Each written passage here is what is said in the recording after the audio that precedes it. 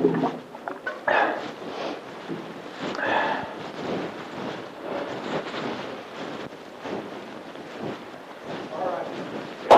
go. Where's your witness? I had I asked them not to. I asked them to call it off and that I would handle it all myself. Okay.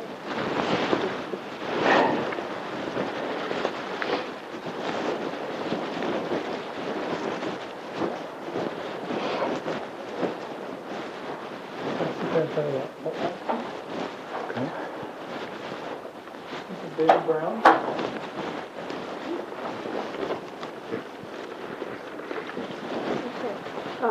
So we're going to start the recording, and okay.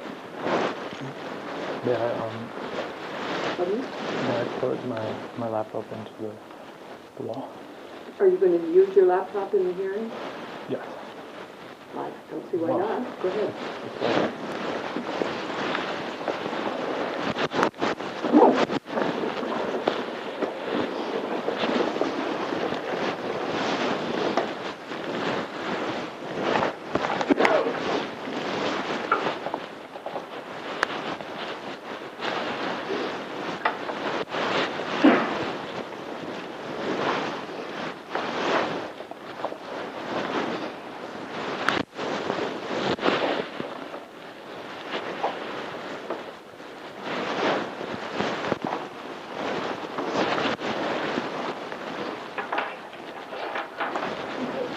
For the record, this is the 8th of April, 2010. Conduct Board is convened tonight to hear allegations that Mr. David Brown has violated provisions of the university's Code of Conduct for students.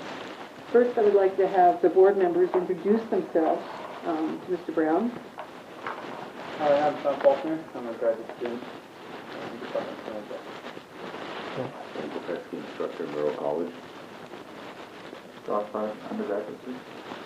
And as I told you before, I'm Lisa McIntyre, and I believe you know Dean Wethrich. Okay. So here's how this goes. First, Dr. Wethrich is going to read each of the charges that the university has brought against you. And after he reads each one, I'm going to ask you if you plead responsible or not responsible. Then will you be giving an overview of the case? Very brief. Okay, a very brief overview. Then we'll have the university's witnesses. Did you bring any witnesses? No, I did not. You did not, okay. Members of the board will ask questions of the witnesses. If you have any questions that you would like to put to the witness, I'm going to ask you to write them down and give them to me, and if I deem them appropriate, I will ask them for you, okay? After we've heard the university's witnesses, then you will have an opportunity to make a statement, tell us what you think we need to know about what's really going on. Then we generally take a little break, and I'm going to ask Mr. Wethrich to give a closing statement for the university with a recommendation to the board, and then you will have the opportunity to ask for it. As I understand it, one of the witnesses, Ashley Fagerly, is concerned about being in the same room with you. So when she testifies, we're going to put you in another office with a speakerphone so you can hear what's going on. And you can still write down your questions, and I'll make Dean Wethrich run down and get them from you. Okay? Okay. Okay. Mr. Wethrich. May I ask? Oh, yes. One quick question. Is this a formal hearing? This is what we, it's formal and relatively formal. It's what's called a brief adjudicated procedure. So we have rules about who speaks when and things like that. Was there something specific you wanted to ask about? I guess I was wondering, when Chris and I met and he started informing me of how a process like this would work, he said, I made mention that I would like the formal hearing. This is as formal as we get. This is, okay, I just wanted to... This is the formal process that we have for cases such as these. Okay. Thank you. Okay? Yes. All right, there are 3 charges. The first is WAC 504-26204, abuse of self or others. Excuse me, I think that's 203 according to my sheet. Is that wrong? They were in an optional. Oh, okay, I'm sorry. 204, sorry, All right. which states physical abuse, threats, intimidation, and or other conduct which threatens or endangers the health or safety of any person, including oneself. You plead responsible or not responsible? Not responsible. Okay. 504-26203, disruption, states students have the right to freedom of speech, including the right to dissent or protest, but this expression may not interfere with the rights of others or disrupt university activities. Prohibited behavior includes disruption or obstruction of teaching, research, administration, disciplinary proceedings, other university activities, including public service functions, on or off campus, or of other authorized non-university activities when the conduct occurs on university premises or is directed towards community members by any means, including use of telephone, computer, or some other medium. You plead responsible or not responsible? Not responsible. Okay, thank you. And the final is 504-26207, failure to comply with university officials or law enforcement officers, failure to comply with directions of university officials and or law enforcement officers acting in performance of their duties, or failure to identify oneself to these persons when required to do so. You plead responsible or not responsible? Not responsible. Okay. Okay. In brief, because you have most of this material in the file, and you'll be hearing from 3 witnesses tonight, I'll cover this case. Basically, throughout the course of the academic year, the College of Business has had some concerns they've been working with David on, and on March 10th of this year, they provided him a letter that said that the behavior they had been discussing with him needed to stop, and any further problems that would arise would result in a referral to the Office of Student Conduct. In the midst of processing an alleged violation with David around the terms of that letter, this instance came up where David was alleged to have made some comments in class that were considered to be threatening. And so you'll see the basic framework here in the letter on page 1 of the student conduct letter. Essentially, David's alleged disruption in the MIS class caused students to be fearful for their safety, which then caused a class later that morning to be canceled, a class that was for accounting.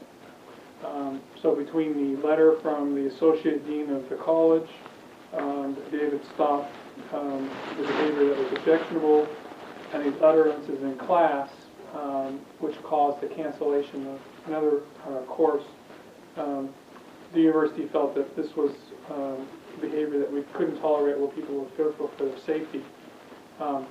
Hence the charges tonight and the hearing. Okay. So I'll call the first witness, which is David Sprott.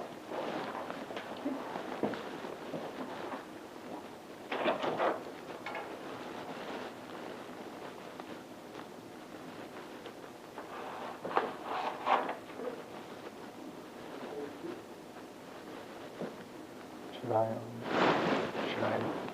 Oh, I yes, think you it know? was. I think that's a question for David. Yes, yes.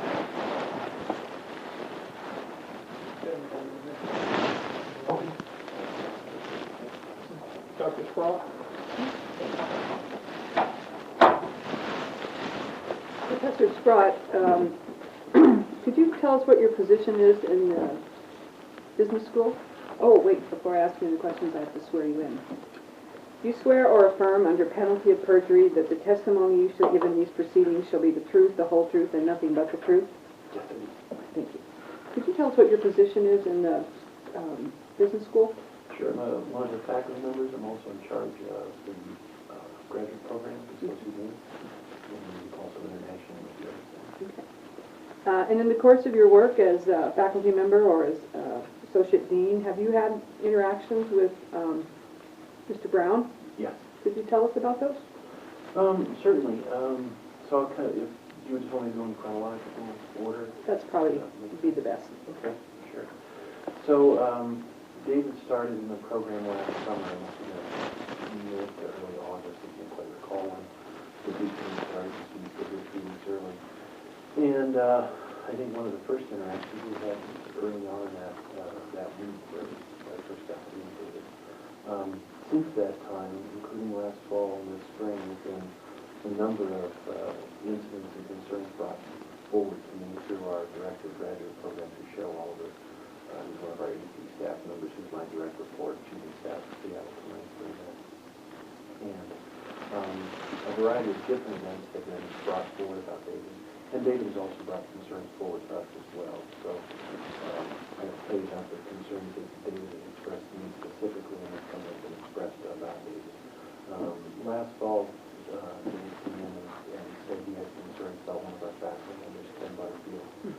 And Ken has been there as long as I have, probably about 15 years, taking professor down in the management department, teaching a leadership course. And David was very concerned, and I really do believe David thought that Ken was, and I don't know what the good word is, but was somehow, quote unquote, out to get him. He had some sort of disrespect towards David, or had some concerns that somehow David had about Ken. And it got to the point that it ended up in the dean's office with Cheryl Oliver, myself, and one of our other associates, David Whitby.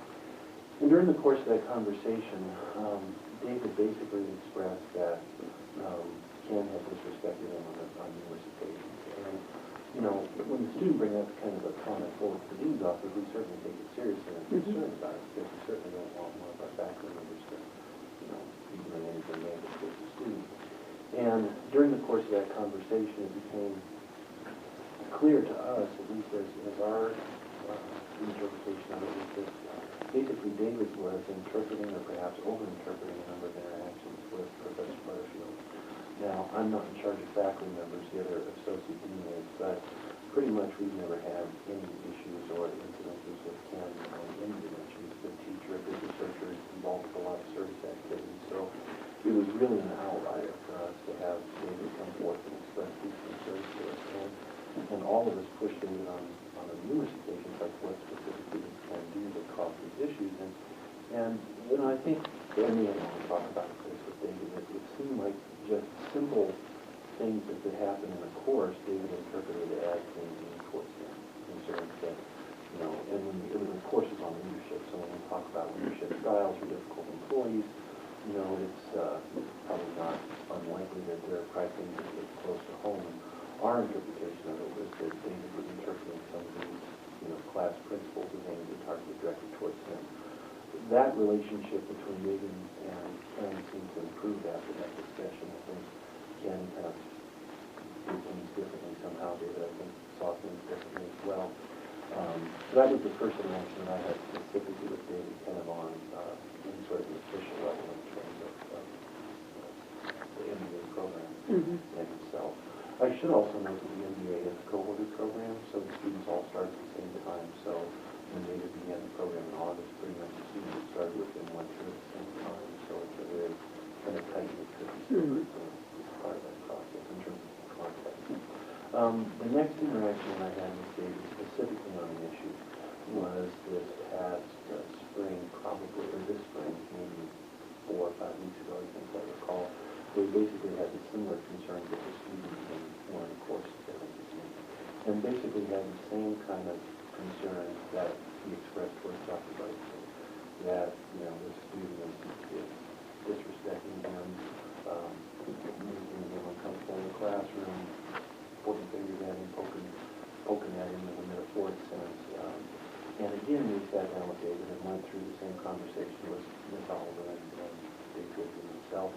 We basically had the same conversation, and a lot of the same things came up. There weren't any specific instances that David could relate to us that was like, you know, turning around and looking at loss or cursing at him and giving why. It was just these kind of interpretations of interactions in the classroom.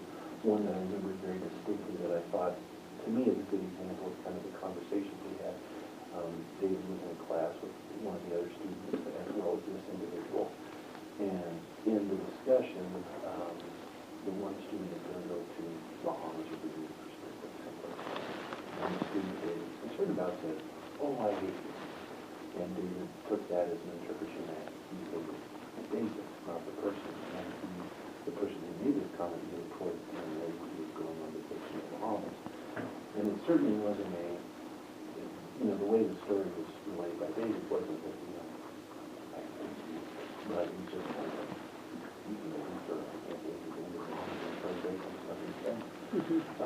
so to me that kind of captures both of our interactions together, where those kinds of instances were the things that we brought towards us.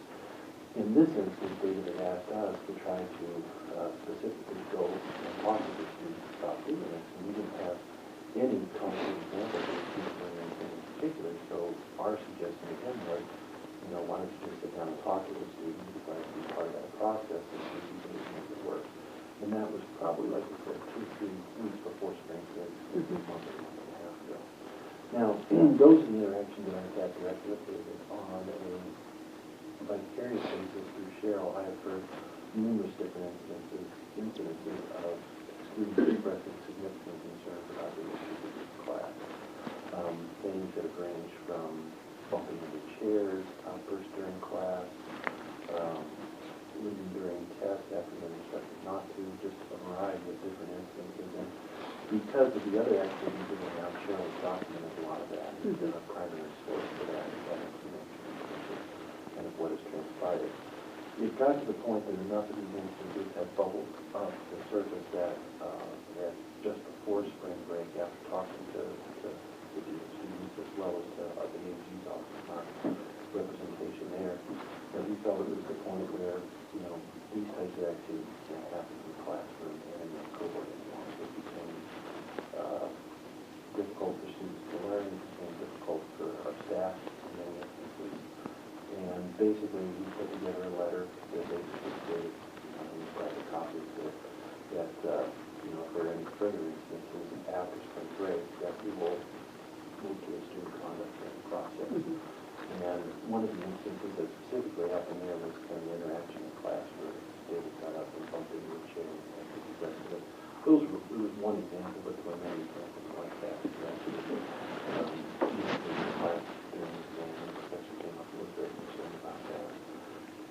Sent that letter down, it was given to David, and then I think it was the Monday of spring break, if I'm not mistaken, or the Monday after spring break, that there was another incident with another student that was touching an issue, and there was a comment on Facebook, and I believe that student actually tried to seek some sort of legal ramifications for David in that regard. I'm not sure where that ultimately came out.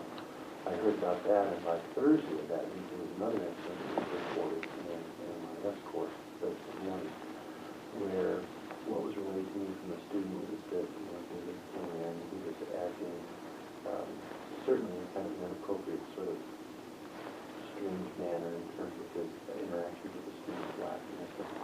The student or the professor had asked a very specific question in an MIS course, and in the course of his answer to the question, issues came up about murder and a variety of other things that pretty much, to put it in very succinct terms, freaked out a lot of students. There was a line in Cheryl's office that basically said, this has gotten to the point where we're concerned for our safety. We don't want to go back and force into the classroom again to get to the next class and progress. I found that out like 9:30 last Thursday morning. There was another course that was going to be offered at 10:30 following it, just immediately after an hour. And that decision in conjunction with the faculty members to cancel the course because, a good percentage of the students weren't going to show up in the course at the end of that day just we're out and not going to do this. And then after consultation with the police, the judge, the office, basically, it becomes clear that, in particular, the students in the process, that it just didn't seem appropriate. The violations on the board sent an email with a letter out that day, and that's the process. Quick question, when you say cancel the course, is that canceled for that day or canceled for the semester? Okay, just one clarification, thank you. I'm sure it was in the county class. I'm sure there are a lot of them wishing for the whole semester. Just for the day. Did you you speak, I know Cheryl was sort of your go-between between you and the students, but did any of the students complain directly to you? Not directly to me, but I did, there was an email that was sent to Cheryl, she forwarded on to me, so I could get a sense of the situation, and that's pretty much how we run it. Right. She's the direct contact with the students, and I'm much more the administrative faculty.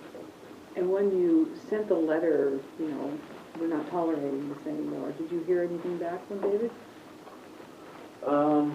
Yeah, he did email me as soon as he received the letter. I can't remember exactly when he through communication, I think. I mean, I thought there was a sense of, you know, this is something I'll work on and try not to do it again. And, I'll certainly, I do have to admit that he's been very responsive in trying to address these issues, and I think that's certainly noteworthy in terms of the issue with Dr. Butterfield. You know, I mean, I really do believe David thought there was a significant issue there, and David has taken it upon himself to address that as well. That's been very positive on his side. That's good to know. Interactions with the students in the classrooms and their responses to it is the part that has, you know, the notebook and the minutes and the facts and that really makes me concerned. Because when you've got a line of students coming through staff and faculty saying, I'm worried about this, and having a chair professor out of finance coming up and saying, I'm worried about this, that's going to be concerning, I think, that's why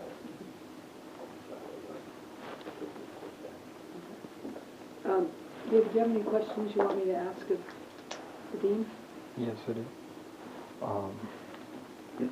I will finish the sentence. Okay. May I have a moment to finish? Sure.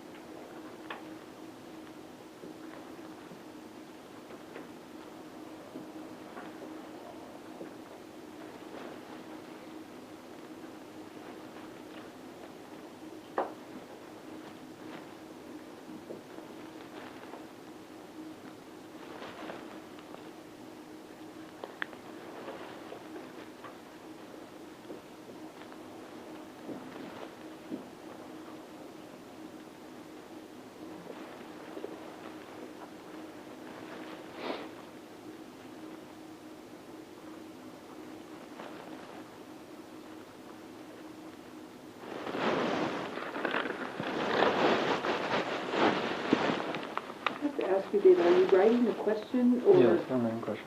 Okay.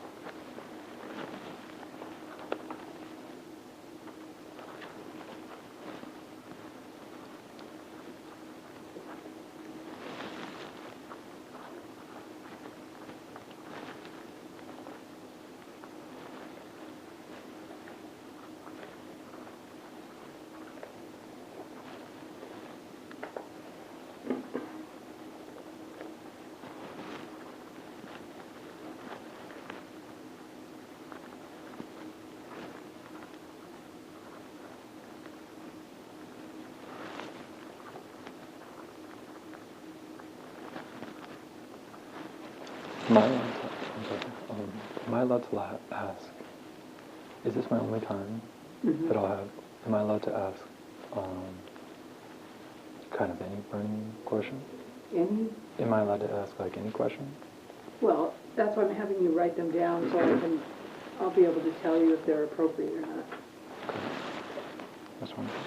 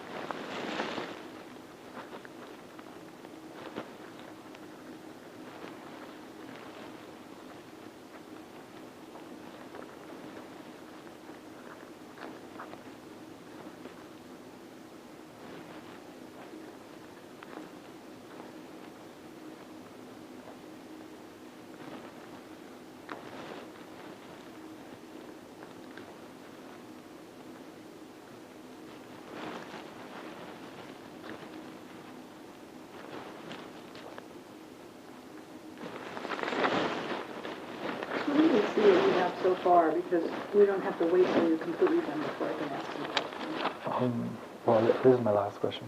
I was Okay. finishing. The last one? Pardon me? Is it alright if I finish my last one? All right, I can just have one left. Okay.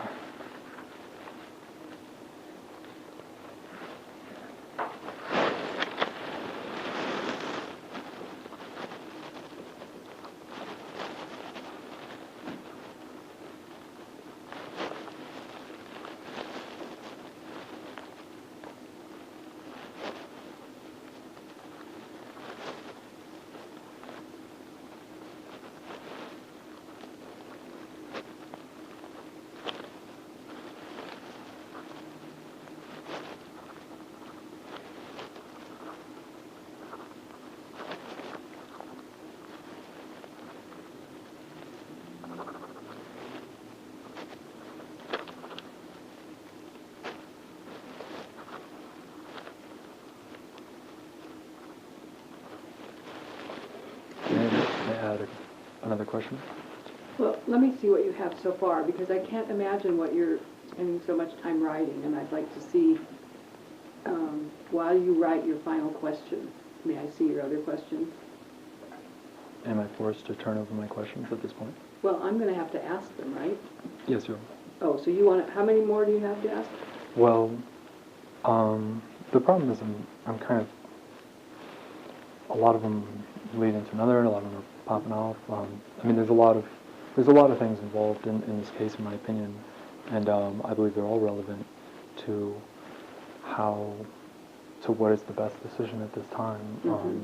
I believe that they need to be asked what a just decision we made. All right, I'll give you a couple more minutes.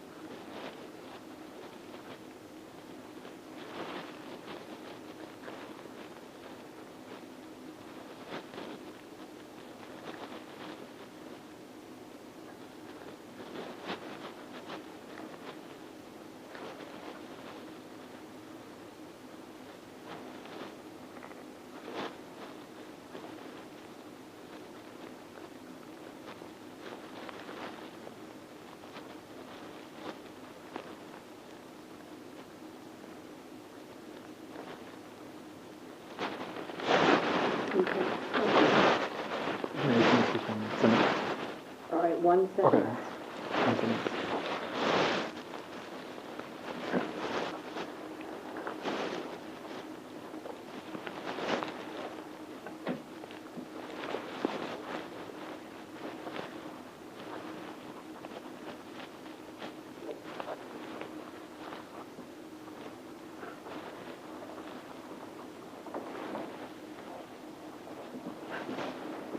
Okay, and done.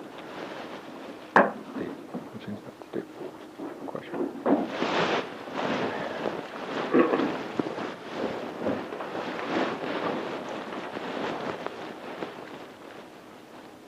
Okay. Since you wrote that final warning letter, are you aware that Mr. Brown left the finance, you alleged that he left the finance exam several times, Yes, and he was asked not to leave? yes. Okay. Wait. Reported to me by the professor. Is that the words that it says there? I use the words that I think are on point, okay? Did he leave after he was told not to leave? According to what I heard from the faculty member, yes. Okay.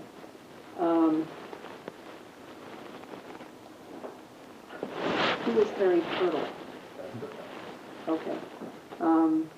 Did you speak to him about what happened in his class? Yes, along with the people And so what you learned from Professor Turtle is reflected in your letter? Okay. After you received the letter, did Mr. Brown respond that students were complaining in groups about anything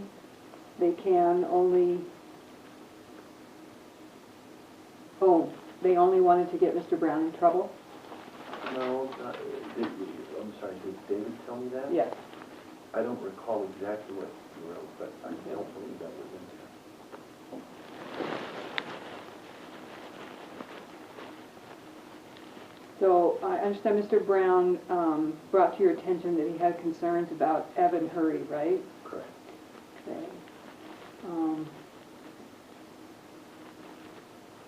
Something about his gun to his head? Oh, A figurative hand. Oh, okay. Okay. That Evan put a gun to David's head, No, figuratively? it was the discussion, if I remember, if it's appropriate, but feel free to, because I forgot that part. It was something that was sitting in class, and he went and did something like this, and the part Evan did? Evan did Okay. during the class that David was To his own, head like this, not like pointed at Okay. somebody else. And our interpretation, if I recall back to the time, was it was more like, kill me now, I hate this class, more so than negative towards David, but David did interpret it as a disrespectful act towards him. okay. But as we sat there and talked quite a bit about that with David, and this was with Cheryl and Dr. Wiggins, you know, our interpretation was that, you know, this is an awful class. Okay. How we thought it was an alternate. There's, Just be calm, okay? Some of these questions can't be asked of the dean, they'll be asked of the other witnesses. All right? but there's an extremely vital factual. The There's a factual account that needs. What was the factual question? I specifically said in that meeting to this dean and the other dean that Evan Hurry meant it as a symbol that I was the one who had been wrongfully sent to student conduct. I had been sent to student conduct over a concern of a student saying this. I said, I never did that. There's a camera in the room. Please check the evidence. I've never did that. And he responded like, you know, Evan this, wants to but- testify. We can talk to him about that. okay, but I believe it is incredibly vital to note that I specifically mentioned that there was an issue involving false information being reported to Okay, student and conduct. that would is be highly your relevant. testimony, okay? Because you'll have your time to tell this. And just to clarify, just the order there, he did talk to us about that in advance of the letter sent out to students. Was in advance. Just whatever. Most of these questions will come out in Mr. Brown's own testimony. They're more testimonial than queries. And They're so they're all questions. I know they're all phrased as questions. They're all questions. It's up to my discretion whether or not I deem them appropriate or not. And most of them are you saying what happened and asking him if he agrees. And so we'll just hear it from you directly. Okay. Okay? Well, I think that does it. Thank you very much for coming in, yeah.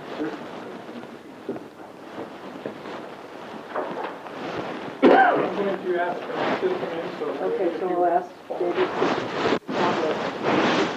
May I take my belongings? Oh, yeah. Should I prepare questions for after Peggy? Yes, but try to keep them short and to the point, you know, so that, because when you're writing, isn't it true that we've seen the letters, we've seen statements from the students, so if you have something that isn't brought out in the rest of the test, you know, evidence, that's what you need to focus on, okay?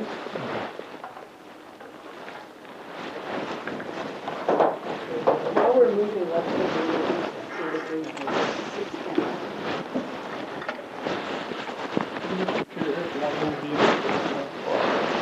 I just want to make sure I have all my belongings. Okay, sure.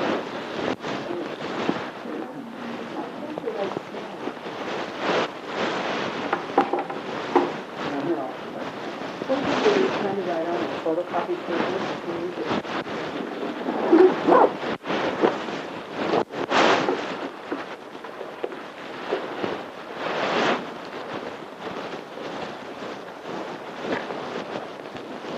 Back here in the private office, when we close the door, and then I will call you, and you can pick up the phone and just answer it. Plug in and everything.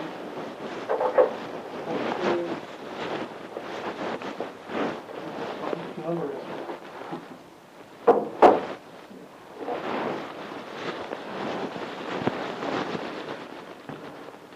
is. Is that?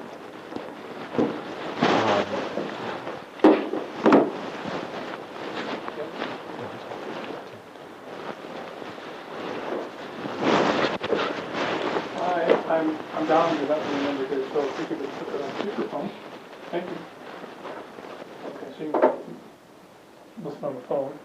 Okay, so basically, I'm going to have Ashley in there, and then when she's done, you go back in for the rest of the time, because Evan hasn't expressed any concerns. Are you concerned about him? Like for his No. physical safety? No. No? Okay. So I'll come back and get you in a few minutes when it's done. I'll come back to you.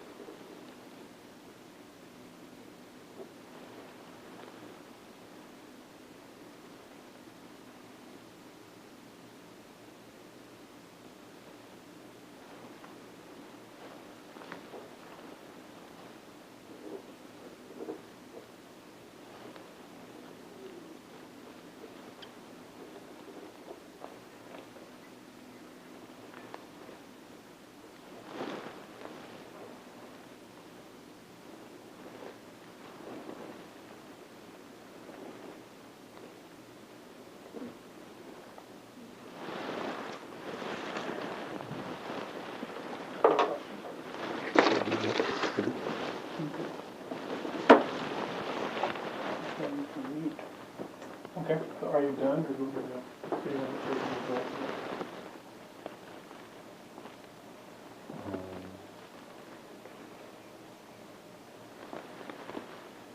They haven't moved yet.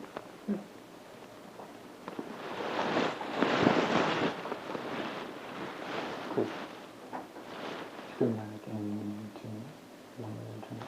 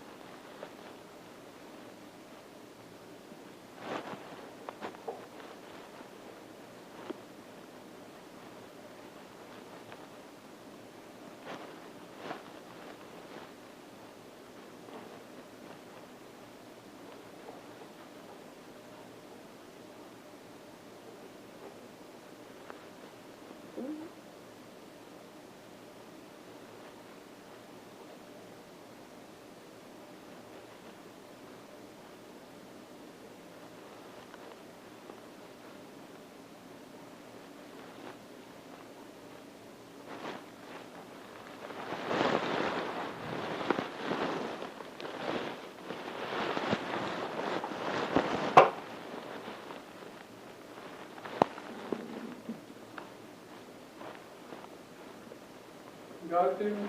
Yes, sir. And so I composed these with complete intentions that, to leave out things which could be included in my official statement to you, and those are only relevant questions which, for the sake of justice, should be asked to Ashley directly. Okay. And is this going to be turned back on? Yeah, Okay. I'll turn it. Wait, Chris! You forgot a page. Pardon? You forgot a page. Oh. Last one. Okay. This is it.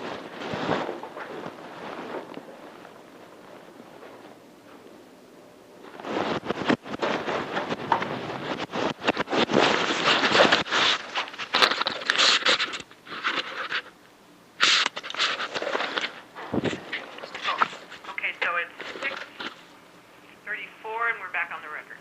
And these are David's questions. He wanted me to communicate to you that they're written in the format that he hopes are direct enough and do not reflect any testimony he may give later. Okay. So he wants to confirm that when you went to extend your restraining order against him, it was denied. Yes or no? The temporary one or the Yes. Well, what's the status of the temporary one? Terminated. And the permanent one? There was none. Okay. Okay, and you did a petition of harassment? Yes, Okay, everything was denied. Did you ever ask him not to contact you prior to the shoulder touching event? Prior to then, did you ever mention to him that you felt uncomfortable when he was around? Okay.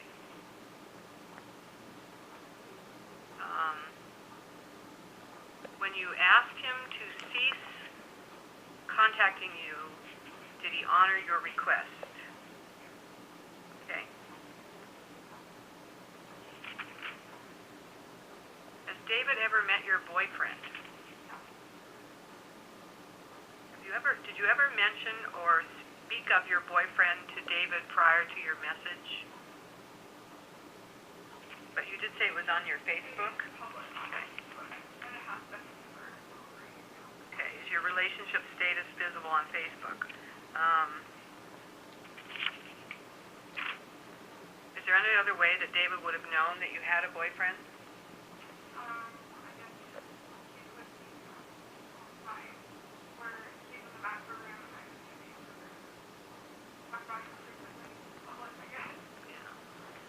Did you ever agree to have coffee with David?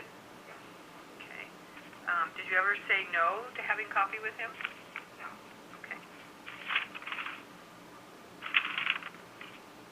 Did you ever tell David that you had negative feelings towards him? No. Okay.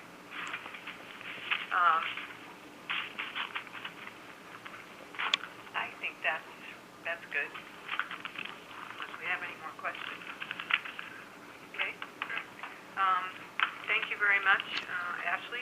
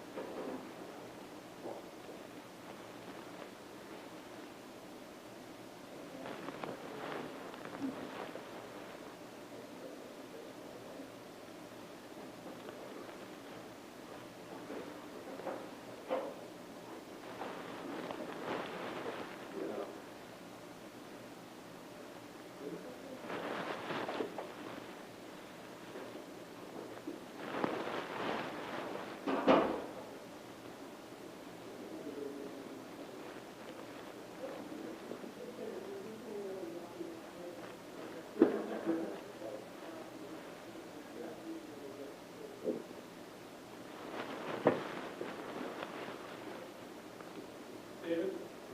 Yes, sir. Hang on. That'll be Evan.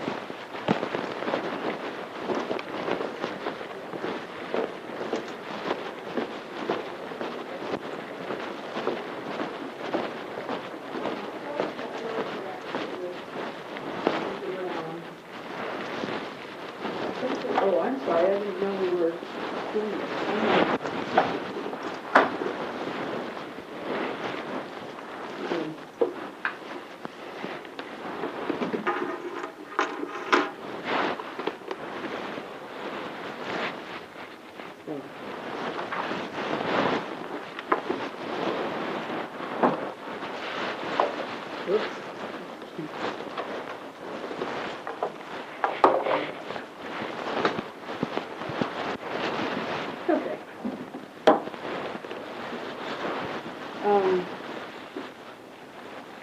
tell us about your interactions with Ms. Brown, and first of all, you're in the business school, Yeah, I'm in the MBA and what year are you? I'm the first year. Okay, so you're in the same cohort as, okay, all right.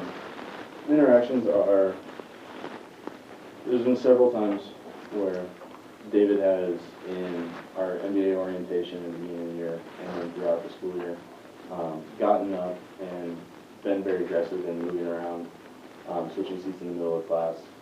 Okay, describe that to me. So, the lecture's going on or something, and Yeah, middle of lecture, and all of a sudden pick up, throw the items in the bag, and move to another area of the room.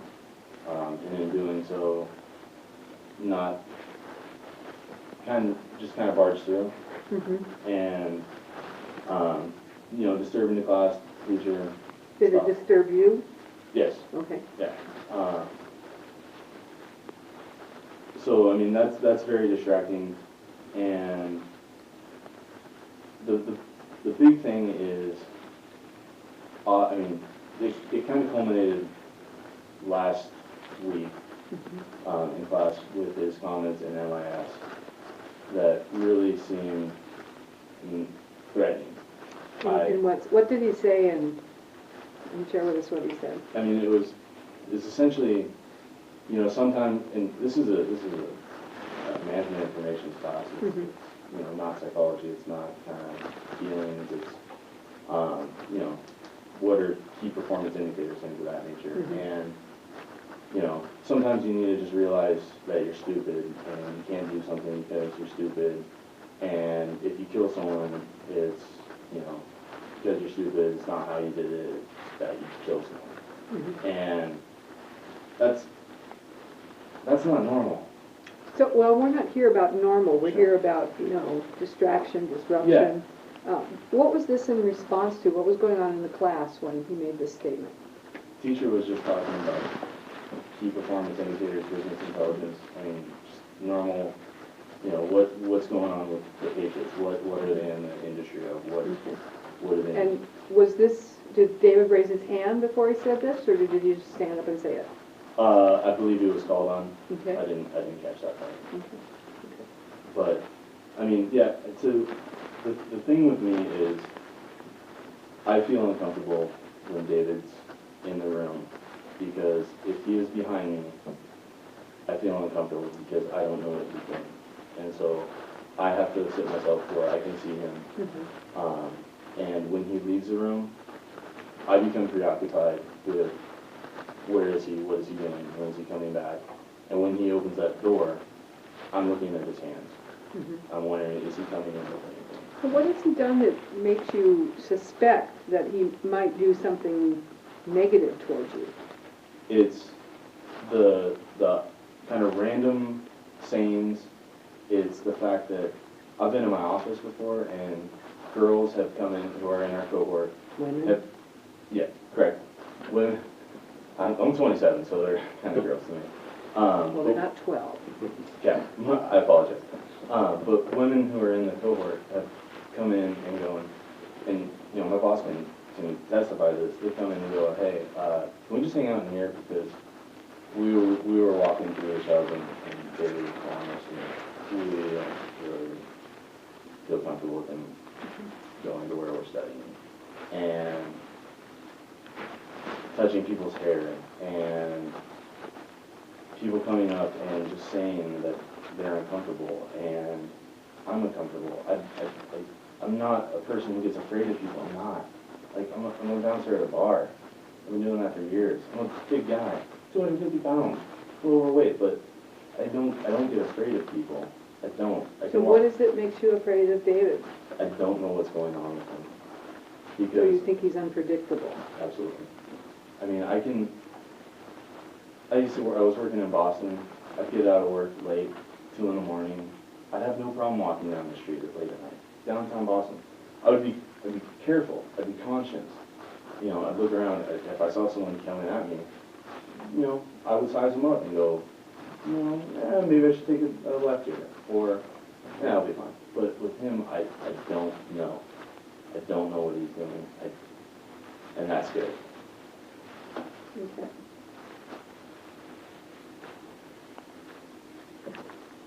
Got questions? Oh, yeah, go ahead. You said that certain sayings that he said? Yeah. Well, of course, the one that we've heard about was the situation just recently. Was there any other instance where he said stuff which made you concerned? Other than the one which we read about already? Nothing so far threatening as that seemed, but off the wall, not related, Non Which- sequiturs. which made me, it kind of put it into that, I don't know what he's thinking. You know, where is he going? And so it's being very uncertain, and you know, the fact that I don't feel comfortable to go to class.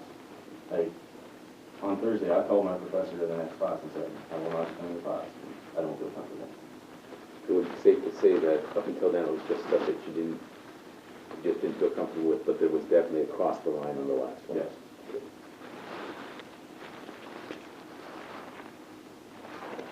Yeah, one of the comments is made more offensive.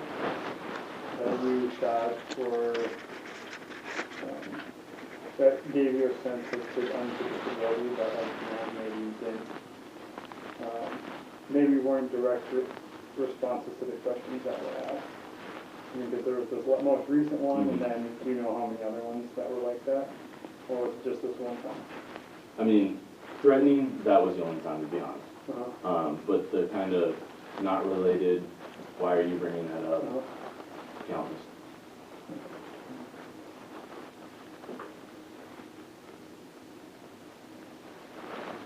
May I have a few more moments to Yeah. complete questions?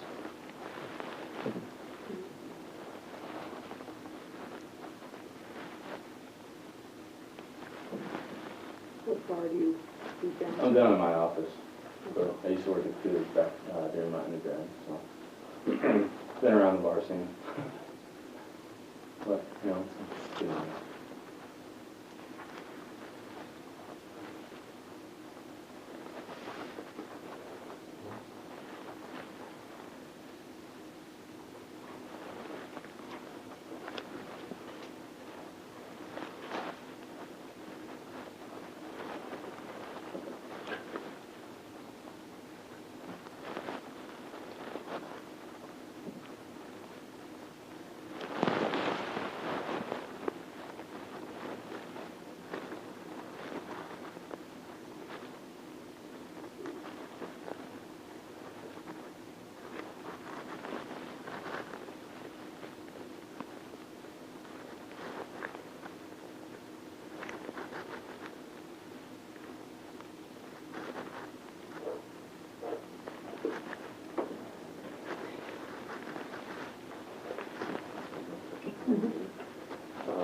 Was there any time during the semester when this was going on that you actually talked to David about your concerns? I didn't. I probably should have.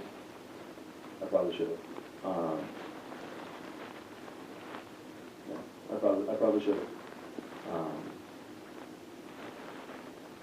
I know that I reported it, and I know that other students reported it to the powers that be, and maybe that was kind of a, not biggest backbone way of doing it, but it did seem that it was undocumented.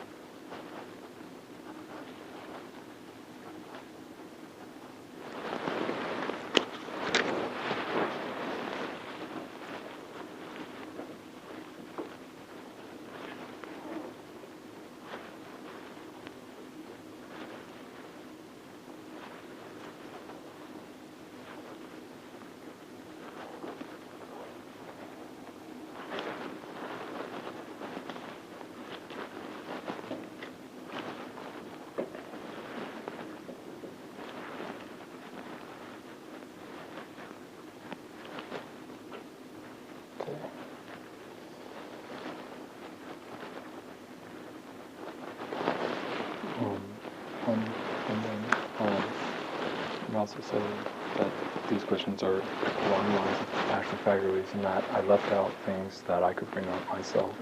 And the only things stated on that paper are things that would be relevant to what he and only he could say to get my case across and my points that I would like to make. And there's nothing unethical about the questions that are proposed. I think the question is not are they ethical or unethical, but are they appropriate for this setting? Okay, so And there, if there is a question that strikes you as odd, I'd be glad to answer why, because there are some well, I underlying. mean, there's certain things that the board needs to know. Yes. Okay. But as far as the Socratic method and argumentation goes, there are questions that may seem random if you don't understand my statement and if you don't understand the facts. So a harmless yes or no or a harmless description of events may, if it is a completely, if it seems random, it may not be once I am allowed to speak. I understand what you're saying. Okay, let me ask you this, Evan. When David allegedly made the statement about killing because somebody was dumb, could that have possibly had something to do with what was being discussed in the class at the time? I couldn't see how. And I'm a person who I use pretty large analogies. Mm-hmm. I'm a big fan of metaphor, I'm a big fan of analogy. But that didn't seem to have anything. Do you recall what you were discussing? What was being discussed in class? Yeah, it had to do with what's the Patriots in the business of. Okay, so it was about a sports thing. Yeah. Okay.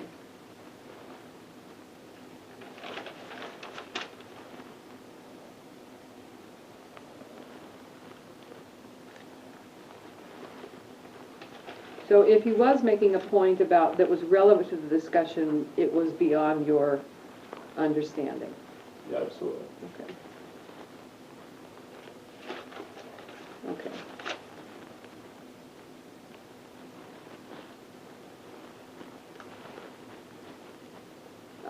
I'm not going to ask the witness if he's ever done anything illegal.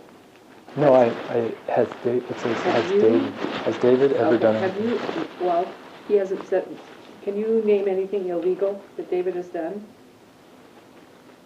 Under my understanding of harassment, David has created a hostile environment in the classroom.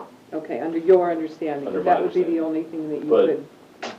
arrested for anything, I have no idea. Okay. For all I know All is No, May I ask those questions? I mean, no, I you feel can't. They're that not- there's, They're taking us too far afield. but Okay, he's made a statement that he There- couldn't understand why your statement in class was relevant. there's, You can explain, okay. okay? Got it. Thank you very much. thank you. All right. It's 3 minutes to 7, which makes it 6:57, and we're going to take a 5-minute break, okay? You're up next, okay? If you want to talk. Okay. It will be off the record. But this is where I announce that I have to go to the bathroom.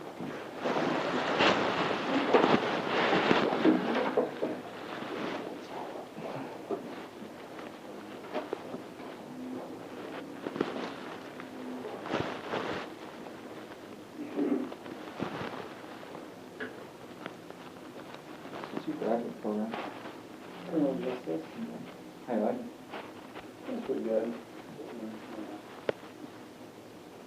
Yeah, it's like school. How much longer you got? A couple more years.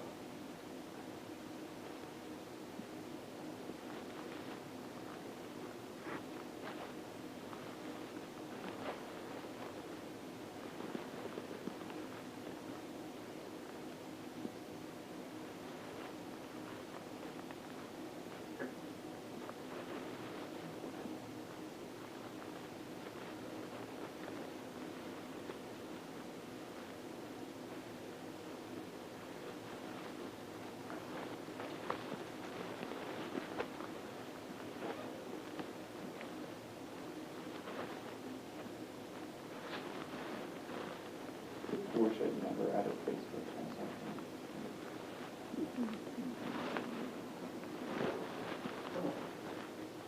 That's interesting. Must be 6 o'clock. Otherwise, that automatically shut off at 7 or something. Probably a timer, probably something like that. Okay. It's probably a timer for tampered that got turned off, like 2 hour, but 2 of them, so.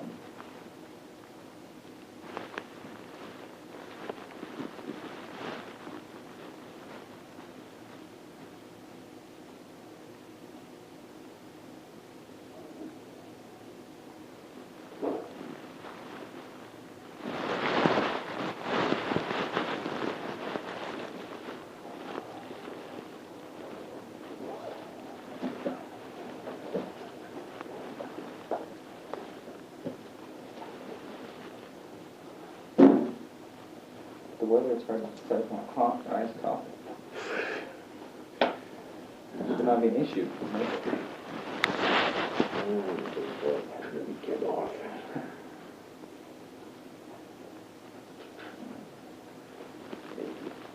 Great busy weekend with all the living time. Sounds so busy.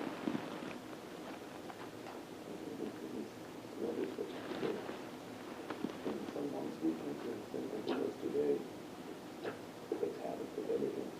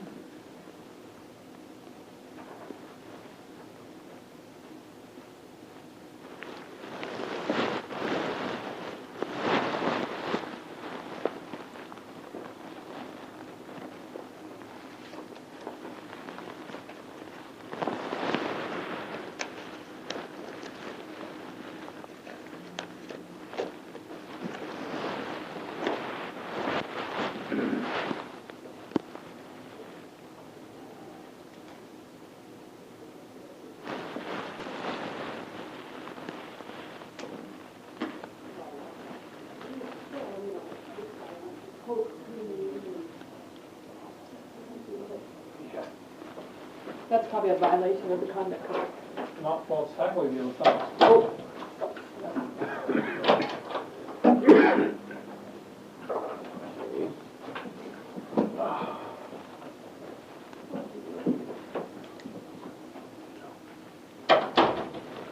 So it's 7:03. It's 7:03, and we are back on the record. Mr. Brown, do you wish to make a statement or answer the board's questions? Yes, I do. Okay, first I need to swear you in. Do you swear or affirm under penalty of perjury that the testimony you shall give in these proceedings shall be the truth, the whole truth, and nothing but the truth? Yes, I do. Okay. So, tell me, what do you think is going on here? Why are you here? What I think is going on, is this where you would like me to read my statement, or should may I speak? If you can just answer my Okay. question, that would... I think it's an issue of unpopularity. Mhm. First and foremost, I have a few friends in the MBA, not a lot. Business is often a place where a lot of popular students tend to gravitate towards. There's a lot of socializing that goes on in between, and I've not been a part of as much as it as I wish I should have. Mhm. And I think at one point in time, students became aware of the Student Conduct Code, in which you may report through documents that things occur with a student, and the university is required to act on that and that is 100% reasonable, because I can't think of a better method per se. If people don't, even if 100 times someone had said, like there was an issue a few weeks ago, it came up in the Daily Evergreen regarding females who were alleging a man had assaulted them. It came out, it was totally false. But it doesn't matter if the same girl says 1,000 times and it's proven false. If it's not taken seriously that 1,001st time, that would be unjust. I think I do not in any way blame a student conduct system or the individuals involved in the student conduct system for what has happened, but I do believe that students reported a variety of things that they claimed I had done, and I was not necessarily disciplined, but I was sent to discuss the issues once with Chris and once with Raul Sanchez. And in both instances, there was things mentioned that I specifically said were not true, and I encouraged them to think about that or act on that. Chris and Raul? Yeah, well, with Chris, we'll go into specific details. He had mentioned a student Can I reported. make David's free to speak to whatever he would like to speak to. From a process perspective, I'd like to make David aware of the fact that we're discussing these specific charges and not anything that's extraneous to that. However, he can speak on whatever he would like to speak on. I just want to make him aware of what the Well, let me three get, charges we're talking about tonight. let me get back to my first question then. So you say that this is really a result, I mean, people aren't telling the truth for one thing, but it's a result of your unpopularity. Yes, And so you think that a bunch of students got together because you're unpopular and targeted you by saying things, this is what David did, and, I'm afraid, and there's really nothing going on that would make them afraid. yes, but I would like to say it's not necessarily a bunch through the student conduct file I've seen. I think it's more just a few. It doesn't necessarily, So it doesn't take a lot of people to turn in Evan, Ashley, and at least a few others whose names were mentioned. Yes, I don't believe I am any different from the other students. I think they realized at some point that, there's specific mention of exploitation of the system in this, so I imagine that would not be the first case that you've seen in which the validity of the accusations was called into question. And I would like to mention that you had questioned David Sprott on the accuracy of his statement regarding me leaving the finance class. I had contacted the professor to see if he would come to this hearing. He said he cannot because there is a Nobel laureate in town and he will be busy until 8 o'clock tonight. But he wanted me to specifically mention that he would like you to contact him regarding how that incident occurred. Which professor is that? Dr. Harry Turtle. Basically, in the letter, there was a factual error, which I had notified Chris of, and I did not notify Dean Sprott, because it started to piece together to me that there may be something going on, and that I needed to contact my parents and a lawyer before continuing going to him. But it specifically said, I've received a complaint that you repeatedly left a finance exam after being asked by the professor to remain in the room for the remainder exam. That is not true. I had left twice to use the bathroom. It's an hour-and-a-half long test. The third time I was leaving, he approached me in the doorway and said, where are you going? I think he was genuinely concerned. Was I disturbing the class? And I said, oh, this time I'm just going to get orange juice. And there's a vending machine right outside the room, the MBA And this classroom. was during an exam? Yes. And so is it normal for students in the business school to leave the exam multiple times? If that happened in my classes, I would be suspicious that the students were cheating. That's a possibility, and I would understand why they would have a concern of students not leaving. But the concern to me arose when I realized the letter came to me after I had met with Dr. Harry Turtle. I had met with him about a group issue, a group project, and he said, you know, while we're here, I thought we might talk about this. And he specifically said that he had talked with the deans and recounted the events as I have said, and I will say in my statement, and that he talked with the deans before the letter was issued. And what you have on recording is a recording of David Sprott saying he did not, and Harry Turtle will talk to you if you call him on that matter. And that is he did not pronounce no when he meant to pronounce yes. That is what the English language defines as a lie. And this is the College of Business dean who tends to be involved with me most.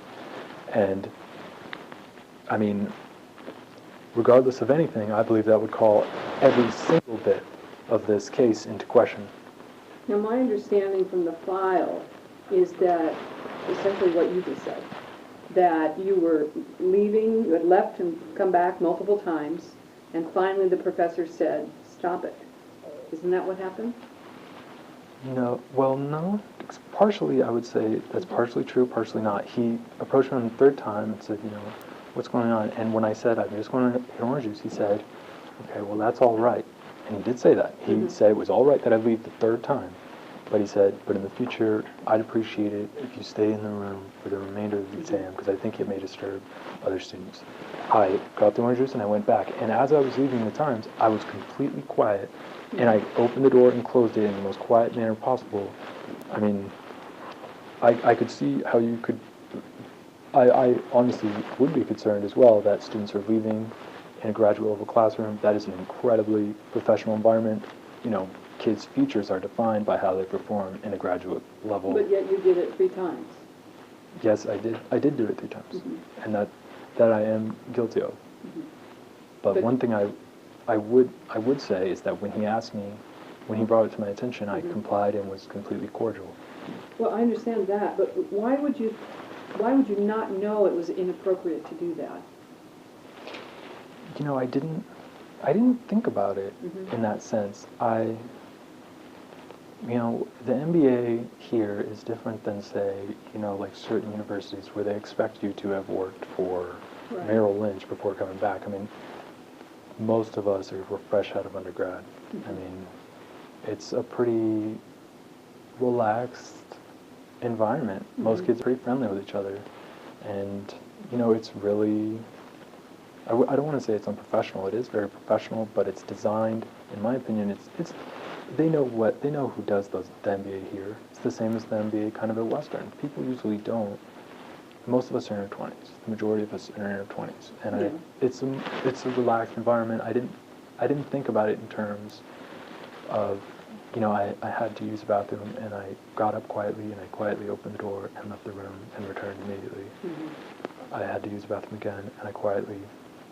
Okay, what about, was it in the same class where there were complaints that you were changing your seat during the class period?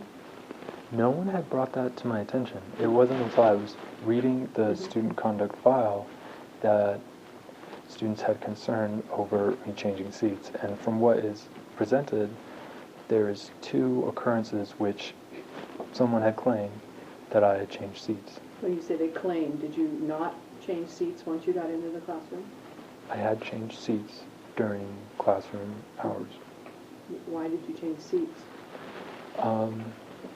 The first time was in an MIS class, the same class. I sit, basically all the kids that I would consider kind of popular with friends sit all in the back row, and it's auditorium style, so it goes up. They're all above you, and I just felt kind of uncomfortable, and I didn't make a hubbub, I didn't make an unreasonable amount of disruptive noise. I picked up my things and I moved to a seat on the left side of the room where I felt a little more comfortable. Why were you uncomfortable? It Because felt, they're behind you? yes, but also, I mean, I felt like they were staring at me, and it felt, I mean, you can, there's a reason a lot of students sit in the back row, and a lot of the, you know, thought from a lot of teachers sometimes has to do with there's a specific type of students, but as most academics know, that's not true. A lot of people sit in the back row because it's the one row where you can feel relaxed, and that a lot of times there's no one staring at you. Sometimes people who just like to not have that feeling of people behind them like to sit in the back row rather than the middle seat. And I was in the middle seat, and I could just feel that people were looking at me, so I moved, and I don't feel it was uncalled for to move under those circumstances. Do you think that your sense that people might have been staring with you is one that was shared by other people in the front row? I'm not sure. There's a row in front of me, so I'm in the middle row. I had been questioned. Someone asked the next class, like, "Why'd you move?" And I said the same thing. I said, "Here, I felt like people were staring at me, and I wanted to move." I sit next to one person named Jeremy Gittenhagen. I don't think he specifically noticed anything. I imagine he was paying attention to the class and minding his own business and just hanging out. But I mean, it was something I felt, and I feel that the reaction of quietly moving is not necessarily uncalled for.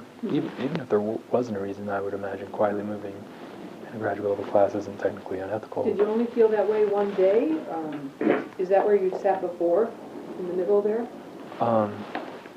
I sit there most of the time in the MIS class. But one day it just felt wrong.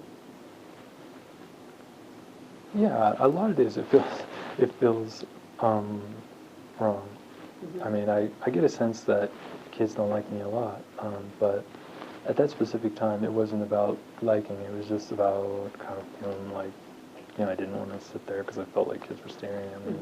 I mean, I didn't think it through, and it wasn't a huge thing. I just thought, I want to sit somewhere else right now.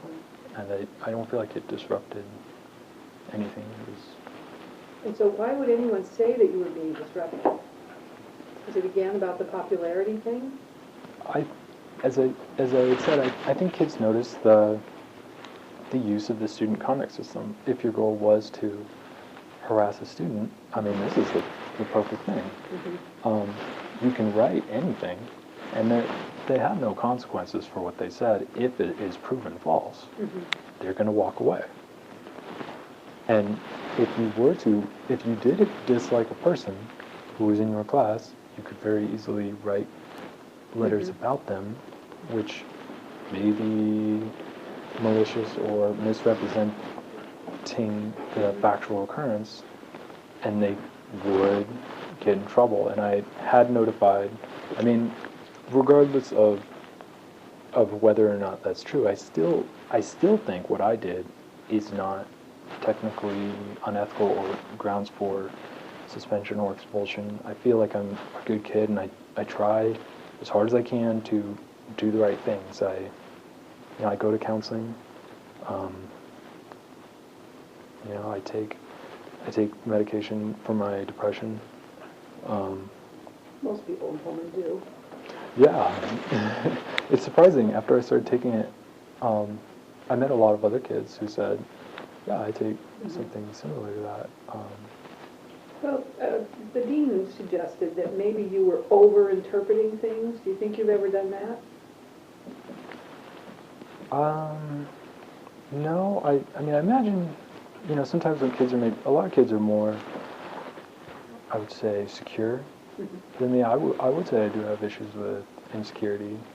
And when it feels like people dislike me, most people are like, I don't care if this guy doesn't like me or if that girl doesn't like me. Most people don't mind. I think about it. Every conversation I have with my counselor is something I think about whether or not people are like me at the time. So I mean, I try. And I want to. I just want to be, a part of this program. I think that the fact that David Sprott said no when there can be a factual example of it being really yes is a very strong indicator. And whether or not you believe what I'm alleging, he said no to a question that is actually yes, and he looked you in the eye on recording and said that. And you don't think it could have just been an error of memory on his part? Is he in on this thing to get rid of you? Yes, he is. And what does it benefit him? I don't believe he likes me. It's a very close and personal program, and I would think if he had the choice to have me or not, he would choose to not. I believe this is a method of him, if not, I believe he did try to get rid of me, but luckily through my own tact and willingness to fight back against it, I think I've been able to shed a lot of the charges, and I hope to persevere through this as well. I want to ask you another thing about Ashley. Do you think she overreacted to your, demands to talk to her and sort of made it into something it wasn't? I would say no. She didn't overreact. No. I think, So, you're suggesting that she's right to be afraid of you? I'm not, well, that's an interesting topic. I don't think it's right to be afraid of me, but I do not think it's uncalled for that she felt uncomfortable, and I don't think it's uncalled for that she expressed that to people who may have the ability to stop that. I do not think that's uncalled for. Do you think she should have been upset at what you did? The shoulder touching thing was something, we had a hearing in court over it, and nothing was found. All that was suggested was that I don't contact her in the future, and that I take this as a symbol that she does not want me to contact her. And did that come as a surprise to you that she didn't want you to be in touch with her? It was surprising me that, she went to the extent that she did, but I think that, in her mind, I believe she thought she was doing the right thing. In her mind, even if I did not, which I did not mean the things to be intended as she may have perceived, but the way she felt and perceived her side of things, I do not think is uncalled for or unethical. The fact that police questioned me, I did touch her shoulder. I do not think it's uncalled for that she felt the way she did and went to the extent that she did. I think the whole hearing about harassment and restraining order, I thought that was, I'm not sure, because I have the ability to defend myself there, so all she really did was get me into a process where facts could come out, and luckily those facts did, and I was not charged with So anything. she's not sort of in league with the dean or with Evan to get rid of you? I think that there's questionable things that may have gone on involving that, but from what I was given in this file, it was probably her own, her own thoughts acting on her own. As far as anything else, that was probably left. If there was anything else, it was not brought to my attention through the official file. So you think that do you think that the way you were acting would have scared any woman? I think it depends on the woman. The shoulder touching is the issue, really. Well, I'm also talking about, when she refuses, or not refuses, doesn't want to talk to you on the phone or something. She was being very polite. She didn't want to say go away. But her strategy was, as you heard, that if she just didn't respond, that you would figure it out, that she didn't want to be with you. Well, I think we can all agree that we don't know for sure what she was thinking at those times. We know for sure that she said it was her strategy on recording at a hearing. That's what we know. Well, from all the exchanges, everything is documented. I mean, every email, everything is here. And as far as I'm concerned, I mean, I didn't feel at any point I was like, does this girl feel uncomfortable? I never. You never sensed there, that. No, there was never an insinuation. I mean, the things that I had, I asked her to coffee twice. One of the times she said yes, and then afterwards she had sent like a cordial, friendly message, like thanking me and just saying, if you have any further questions, please let me know. And it's all here, and if you would like to look. No, we've got copies of this. Okay, so I mean, everything seemed normal to me. The fact that I touched her shoulder, I mean, I've never been involved in anything like this. You know, I'm never going to ever touch a girl again unless I'm married to her or unless she begins touching me first. Other than that, I shall not. Do you think you're pretty good at reading what people are thinking? In general? Yeah, I think I overthink it sometimes. Sometimes, you know, I talk to my friend, I'm like, you know, I think they were thinking that, or maybe they say, you know, maybe, are you sure you're not overreacting, overthinking? I mean, for me, I'm an inquisitive person. You know, a lot of people wouldn't question how the Student Conduct Board would go about, you know, investigating. I questioned it from day one. You know, I had noticed things that were claimed that were not true, and I had questioned why it kept continuing when I had mentioned that. And you know, I questioned the motives. I mean, I majored in journalism. I want to go to law school. I mean, I care. I think one of the most exciting things on earth is when people stand up to people who are unethical. In my opinion, that's what Edward R. Murrow did, you know, in the McCarthyism era, and with other issues that were less famous than that. You know, I was on the dean's list while I was there too. I fell below a 3.5 though. I left with a 3.4, a 3.38 technically. So I didn't get the journalism degree in honors, but I was on the dean list the majority of the time I was in the journalism school at the Edward R. Murrow School of Communications. And I started with, I mean, once I found that, I rose from a 1.96 was my first GPA, my first semester. And when I went to journalism, it skyrocketed. I got straight A's and everything. I got the highest grade in Com 295, and one of the top 3 grades in Com 101 out of all the hundreds of kids who take it. I mean, I will spend my life standing up for what I think is right. I think as far as my thoughts on David Sprott, we probably shouldn't concern ourselves with that here. We should talk about the charges and whether or not I actually committed them. But I cannot stress enough that there's a clear lie that he said to you on recording.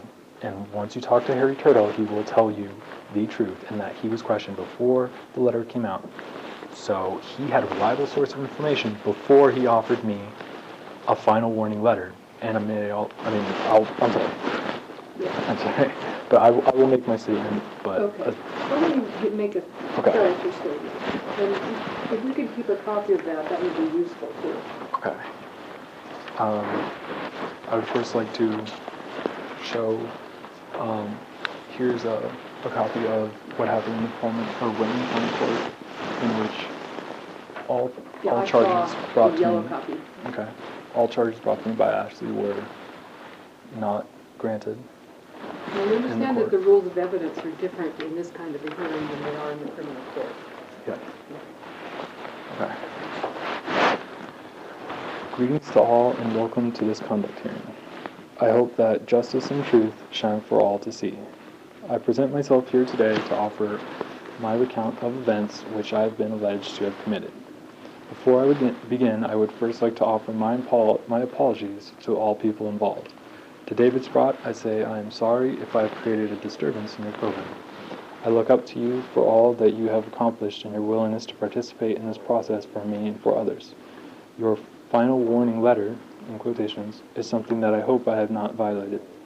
I will present my case within the context of this document, other evidence, and within the proceedings of this hearing. Hopefully we can arrive at a fair and just outcome that leaves us and all others involved with a sense of satisfaction and relief. To Evan Hurry, I would like to offer my apology if I've created a disturbance within this MBA program for you. You are a very success-driven individual, and you have worked extremely hard to get to where you are. Regarding my words in MIS on Thursday, April 1st, 2010, I in no way was intending a message toward you, any student, or any faculty regarding intimidation, violence, potential violence, or any form of threat. The statement I made was not in this manner, and I hope that this document, other evidence, as well as other witness testimony, which did not fall through, show that my words were in direct relation to business-related academic thoughts on ethical decision-making. The words I said were intended to be an undisruptive and thought-provoking message. I had hoped that my words would be a positive addition to our discussion on issues that relate to competing on analytics in this field. If you perceived an intimidating message from these words, I'm sorry that you feel that way, and I in no way intended for you to feel as such. I hope that we resolve any negative feelings and continue to learn in a fair and safe academic environment. Although my words in no way were meant to be as intended as you may have felt, in the future I will do everything possible to guide my words and behavior in a way that will always be perceived in a very positive and non-hazardous manner. I would like to apologize to Ashley Fagerly. I thought we had a friendly and cordial relationship with one another. I touched the top of her shoulder only to say hello and initiate an undisruptive, friendly conversation. I am sorry if this action made her feel uncomfortable. I am also sorry if our previous conversations or communications had made her feel uncomfortable. Every form of communication I had made towards Ashley was meant as a very sociable, cordial, and undisruptive form of communication.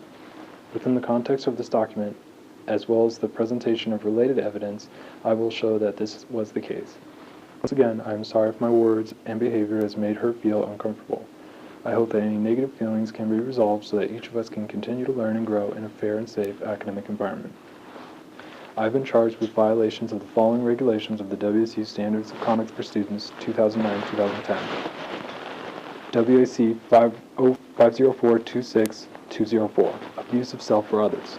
Physical abuse, threats, intimidation, and/or conduct which threatens or endangers the health or safety of any person, including oneself. WAC 504-26203, disruption or obstruction. Students have the right to freedom of speech, including the right to dissent or protest, but this expression may not interfere with the rights of others or disrupt the university's activities. Prohibited behavior includes disruption or obstruction of teaching, research, administration, disciplinary proceedings, other university activities, including its public functions on or off campus, or of other authorized non-university conduct occurs on university premises or is directed towards community members by any means, including use of telephone, computer, or some other medium. WC 504-26207, failure to comply with university officials or law enforcement officers. Failure to comply with lawful directions of university officials and/or law enforcement officers acting in performance of their duties and/or failure to identify oneself to these persons when requested to do so. I will now offer logical refutation of these charges in order to prove that my actions and words were not in violation of the WSU Standards of Conduct for Students 2009-2010. Although the first charge listed is in reference to my words in MIS on April 1st, 2010, I will discuss the issue involving Ashley Fagerly first. This is due to the chronological nature of the two incidents. Before I begin, please allow me to note that the final warning letter issued to me by David Sprott contains a factual error. Specifically, the letter reads, "The Dean's Office in the WSU College of Business has received a complaint that you repeatedly interrupted a recent finance exam by leaving the class on numerous occasions after you were asked by the instructor to remain in the room for the remainder of the exam. The class disturbance interfered with students taking the exam and may have impacted their performance on the class. This description of events is erroneous. The exam lasted an hour and a half. I had left the room without being asked to stop 2 times to use the bathroom. I was attempting to leave a 3rd time when I was stopped by Professor Harry Turtle near the doorway. He asked where I was going, and I replied, "This time I'm just going to get orange juice." He said that it was all right that I leave, but advised that I stay in the room for the entire exam while taking future exams. I brought an orange juice drink back from a vending machine that is approximately 20 feet away from the MBA classroom, and then immediately returned. I was also very quiet and undisruptive as I exited and entered the room on each occasion. Dr. Turtle also was questioned by Dr. David Sprott before this letter was issued. Dr. Turtle has informed me that he recounted the events as I have listed here. He cannot be present at this hearing due to schedule conflicts, but he has informed me that he will gladly speak to any member of this hearings committee regarding this event once he becomes available this evening at 8 p.m. Pacific Time. He is also available in the future if you or any other university official would like to communicate with him regarding this event. I will now address the MIS 580. I think I put them in the wrong order. Yeah, I think I put the Ashley Fagerly thing second. Would you like me to just read? Okay. I will now address the MIS 580 event on April 1st, 2010. The scheduled class discussion was about a book we were required to read for the class. This book is titled Competing on Analytics, The New Science of Winning. It was authored by Thomas H. Davenport and Gene G. Harris. It was printed by Harvard Business School Press. Before my comment was made, Professor Katie Jersh said, "What are some of the barriers, enemies, challenges, what are some of the barriers, enemies, challenges to competing on analytics that the book talked about, or anything else that you can think of?" before opening the discussion to students. Thus, she opened the discussion to a very wide world of academic thought before I spoke. 3 students made diverse comments before I spoke. Kelsey McBride made a comment about having a strong knowledge base. Dr. Joshi added that a lack of knowledge is also relevant. Kate Esselbach mentioned CEO approval and understanding. Dr. Joshi added that sponsorship of key people is indeed important. Mike Dodd mentioned that potential cost of a business choice. Dr. Joshi added that the costs and cost of failure are also relevant. At this point, I said that business making bad or dumb choices and making mistakes in business can be the worst thing for analytics. I'll read that again because I studied. I heard it. Okay. This is due to the choices that must be made on analytics. I had clearly explained that being dumb is a barrier to competing on analytics and that mistakes are relevant to competing on analytics. I mentioned that it is like a person killing someone only because they thought they'd get away with it, and that it is still highly unethical and that they should not have done that regardless of how they thought of the situation. I made clear reference to business terms and ideas, while also clearly pointing out that this action is highly unethical and must never occur. I completely fought for the moral and ethical side of this example. I also did not reference, mention, point, or insinuate any student or faculty member during this comment. I looked to my left side one time, but only because I heard a group of students laughing at me. Then I looked away. I then looked away. I will now present an audio recording of this lecture. Would you like to hear it? Yes. Okay. I should mention that ethical decision-making in business is highly relevant. Ethical aspects to business has been mentioned in assignments of this class and in lectures. Also, this was the case in other classes. I thought it was a very relevant academic thought with a deep level of meaning. Analytics will only offer statistics, such as noticing a high blood alcohol level in people who gamble freely. The choice of casinos to offer free alcohol is an ethical choice that is highly disputed. This is an example of ethics in business and how companies compete on analytics. The book also mentioned the ethical issues involved with online companies using analytics to learn a great deal about their customers. This comes in the form of cookies and internet viewing history / profiles of users. This is mentioned that it may cross ethical lines of privacy and security.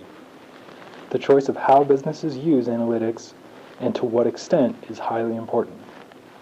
Ethical decision-making is very crucial to this topic. I was merely attempting to offer a good academic thought. I spoke of one, quote, unquote, killing someone, quote, unquote. No specific person was referenced or thought of or suggested. I did not look at other students as I spoke in an unusual way. I only turned to my side to look as I heard a group of students laughing. I then looked away and continued to speak. I used the example as a metaphor while communicating a much broader idea that directly related to the class discussion in our current topic. I used specific business terms while speaking, such as knowledge, intelligence, firm, data mines, and customers. Ethical decision-making is a relevant topic in every MBA course of our program, including this class. There was nothing out of the ordinary about me saying this. Where business and ethics intertwine is an extremely relevant frame of thought, which was what I was thinking of. The book which we were scheduled to discuss for that day made specific references to ethics in multiple sections of the book. A common conversational statement referencing, quote, a perfect crime, or, quote, getting away with murder, as a colloquial expression used to convey a meaning unrelated to anything gruesome or unsettling, is extremely common in society. It was not odd that I used my example. The teacher specifically said, what are some of the barriers, enemies, challenges to competing on analytics that the book talked about, or anything else you can think of, end quote, before opening the discussion to students. Thus, she opened the discussion to a very wide world of academic thought before I spoke. The most recent assignment, other than this textbook, made clear reference to ethics. The most recent assignments from our other class for this same day made clear reference to ethics. The topic of one of the assigned readings had ethics in the title for the class later that day. We also have a current assignment in our finance class regarding ethics. It is about whether the overall goal in business is shareholder wealth maximization or corporate social responsibility. The ethical lines in business are highly relevant and taught and discussed in every class of our program. This topic is a common component of every MBA program in the United States of America. The teacher only attempted to interrupt me a few times, but I believe that I had the right to speak. My statement did not last an unreasonable amount of time. I have a right to freedom of speech in this country, and I have a right to the freedom of academic thought and expression at this university. This was a graduate level class where all people present are over the age of 21. The metaphorical example I used was completely suitable for this audience. The main theme of the class is business intelligence. Nearly every assignment, project, and discussion we go through involves this topic. Wikipedia defines this term, business intelligence, as the skills, processes, technologies, applications, and practices used to support decision-making. Bringing ethics into, end quote, bringing ethics into this matter is extremely relevant. Although I'm concerned that students may feel uncomfortable about this topic, I do not feel this warrants disciplinary action. I will make sure to take every action necessary in the future to avoid having students feel uncomfortable. In response to the issue involving Ashley Fagerly, I would like to say the following. First and foremost, I would like to say that Ashley Fagerly filed a petition to have an anti-harassment order in place. The Whitman County District Court found that this was unreasonable and did not find my actions to be considered harassment. He denied Ashley's petition. I had thought we had a somewhat cordial and friendly relationship with each other. I had only touched the top of her shoulder for a brief moment to get her attention. I touched the top of her shoulder on her left side and then was on her right side, as to be good-humored while saying hello. We had exchanged various communications over the course of the year. I had no idea that another would be unwanted. She never at any point asked me not to contact her or touch her or talk about her or converse with her. Once she told me not to contact her after the shoulder-touching incident, I honored that request. She had initiated conversation with me before. I assumed she felt okay about communicating with me. We had met before in person. She had agreed to this event and followed up with an email which seemed very cordial and decent. I assumed we were on good terms. I do not, nor have I contacted her an unusual amount of times or about unusual matters. I had seen her driving by the engineering building because I parked my car in the parking lot adjacent to this building every day. I was in my car and 5 feet away from this lot at an intersection when she drove by. We had made eye contact as she drove by, so I did not think it would be odd to mention I had seen her. I drove in the opposite direction of her after this, as is my usual route. Later that day, I made a friendly comment about how she drove a Honda Civic and that I had been a Honda enthusiast since I was 16. A 1995 Honda Civic was my first vehicle. My current vehicle is a Honda Accord. Her Honda looked to be customized, thus it seemed like a, quote, Honda enthusiast type of Honda. I had made other Facebook comments to other people that same day. The fact that I had seen a fellow MBA student that I know driving the type of car that I like to drive was not the only thing on my mind. I do not know where she lives. I do not know her phone number. Her work number is present at the bottom of each email she sends out to MBAs. I had called her work number once from my work number on a work-related issue concerning an interview for an upcoming newsletter.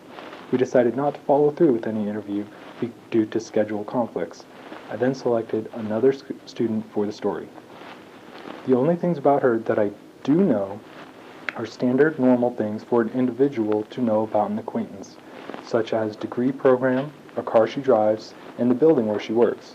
Being a part of a small master's program at a university with classes day-to-day in the same room, the same advisors, the same deans, the same administrators, similar on-campus jobs, a shared study center, and a shared 3 to 4 hour weekly lecture class can provide that type of information about nearly all people in the program, whether or not one was seeking to find that information. Those type of facts are simple things anyone will notice about any acquaintance, regardless. They are incidental observations. I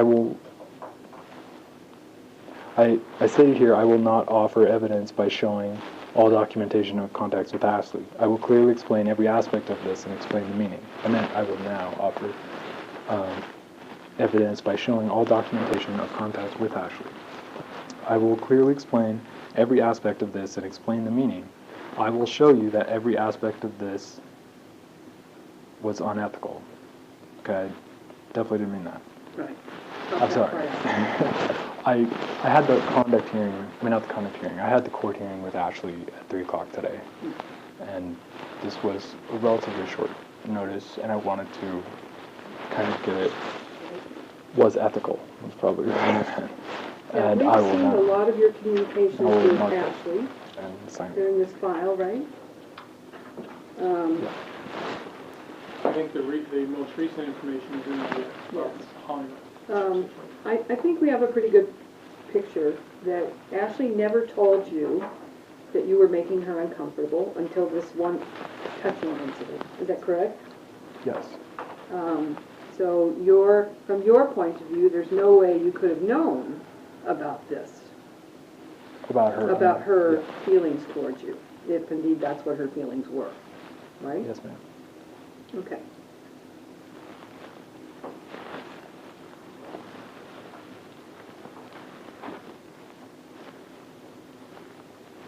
I'm signing and dating the edits made in this document. Okay. All right. Can we have a copy of that? Yes, ma'am.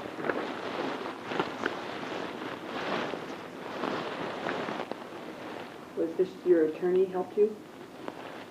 No, No, you I did wrote this it. yourself? I consulted with him on some of the ideas, but I wrote it myself. Okay. All right. I think we got the whole picture. What I'd like to do is take a 5-minute break, because what we have left is closing statements.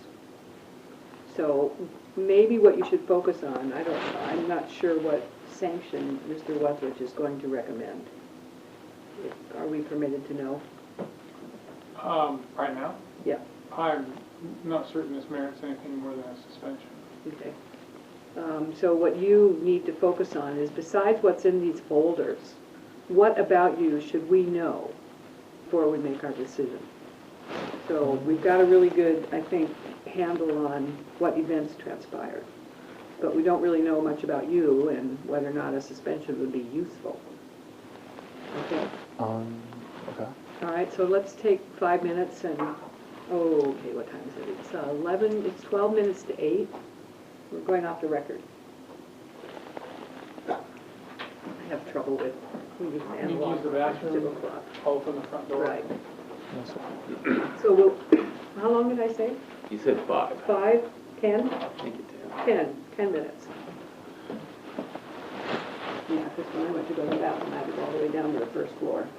Because they had little signs on them. Oh, yeah, they were good. Yeah. So do you need to walk around or get something to drink? Would you like a soda?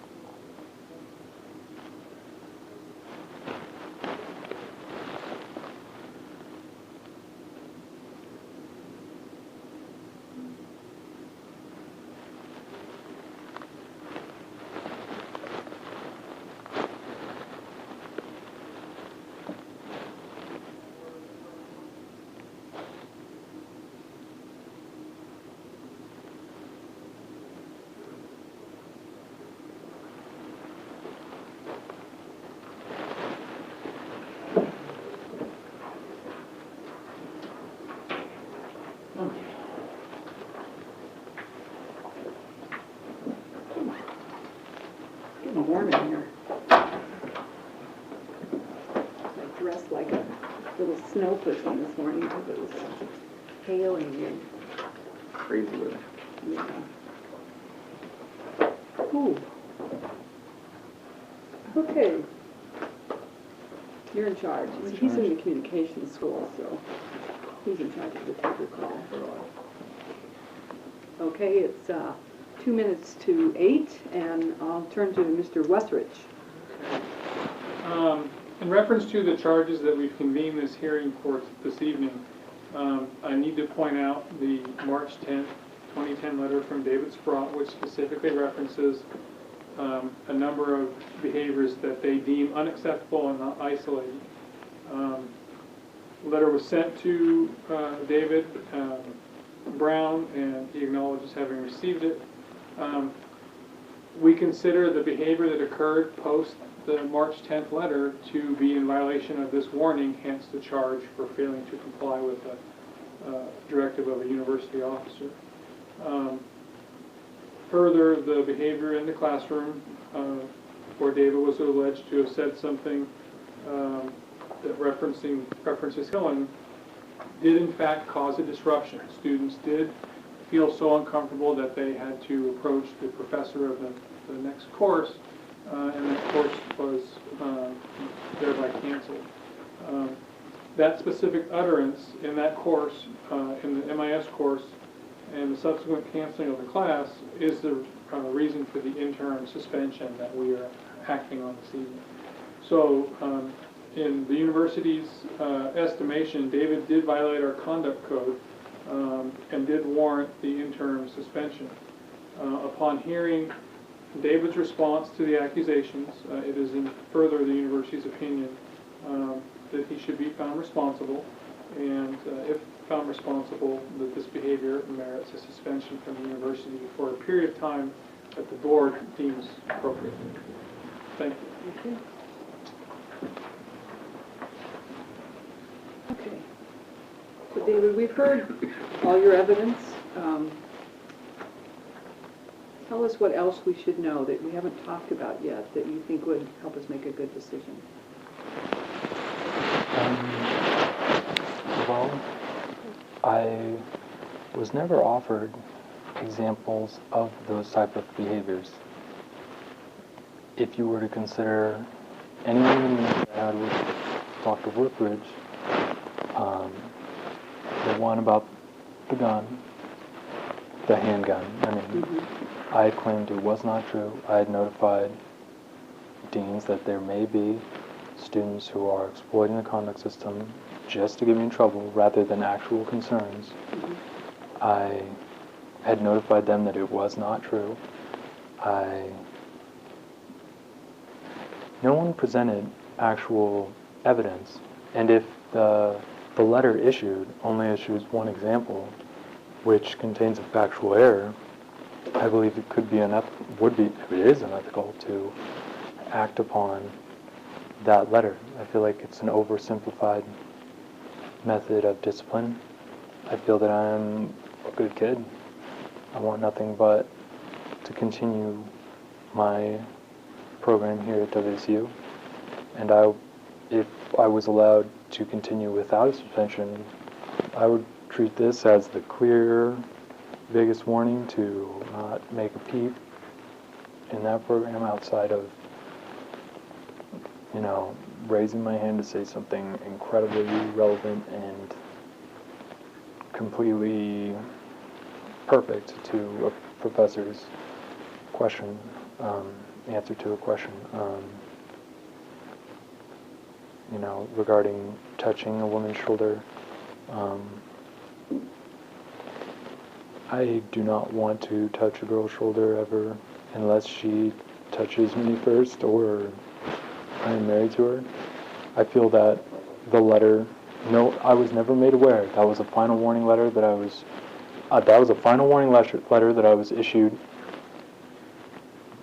directly with no other documented warning before.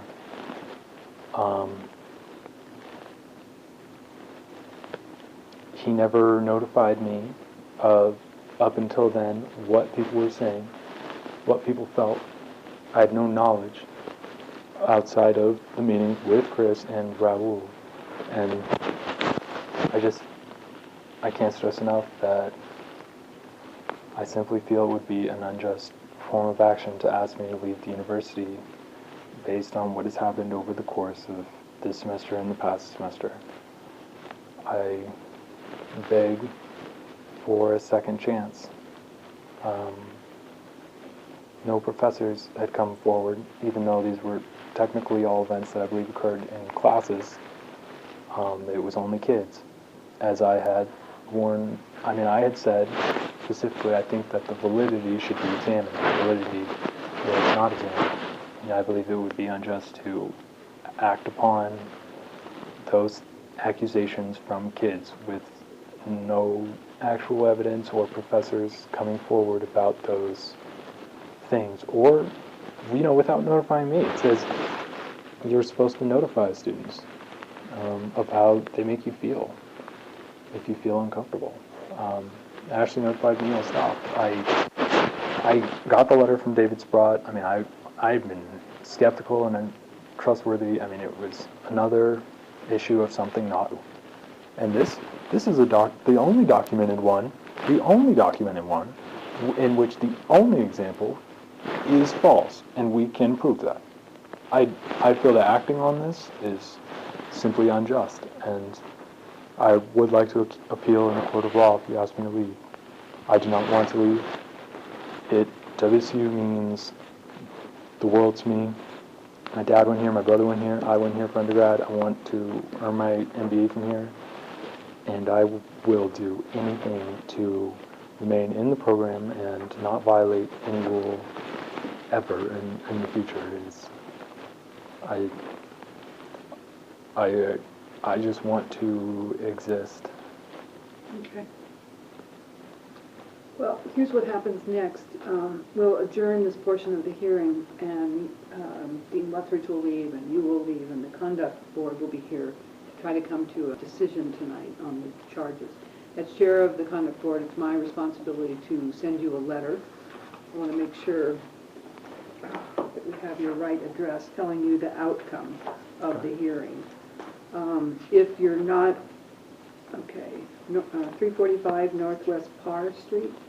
Yes, ma'am. Okay. If you're not satisfied with the outcome of the hearing, it will also explain the appeals process in the letter, okay? Yeah. So by rule, I'm supposed to have that letter to you within 10 business days. I'll try to get it done over the weekend, so it goes out to you on Monday, okay? Thank you very much for your participating in this hearing. Thank you. Appreciate it. So it's now 8:05 and this conduct board is adjourned. So, Okay? so I'm continuing to not attend classes, only Yeah, work you're- virtually right. and stay home. Would you like is there anything you would like other than I that think statement? we've got, you gave me your statement, and that was the one thing we didn't have, so that's helpful. Thank you.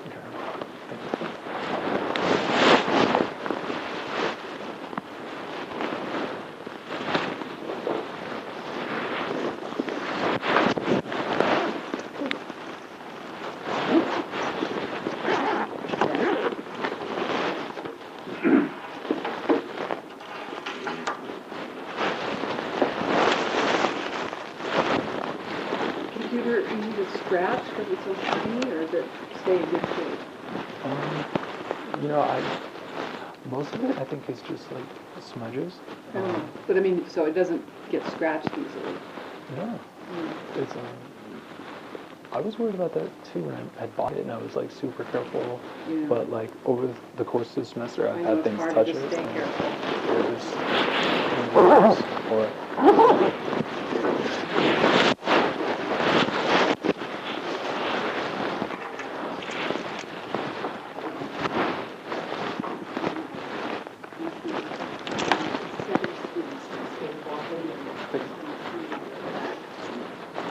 I'll walk out. Did a good job.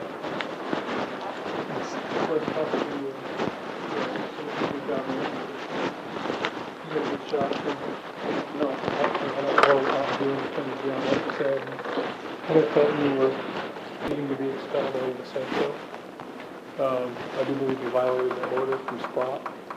But is the magnitude of that worth expelling someone? No. I don't know what they're going to do to you, but they won't go above my recommendation, I don't believe. And I have no control over that, but typically when I say expel someone, if they find a person responsible, they expel. I don't want to get your hopes up, but I think you did a great job, and I think you provided good information and good rational information for them to consider.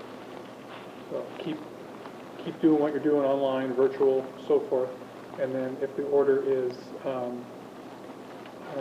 if you're not suspended, then you can return. Okay, so hang in there. Okay, you did a great job. Try to get some sleep.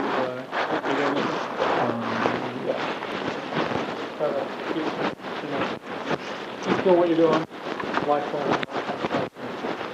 If at the end of this you feel like the people involved here, Evan, Harry, and so forth, did in fact engage in behavior that was in violation of the conduct code, harassing and so forth, you should file charges.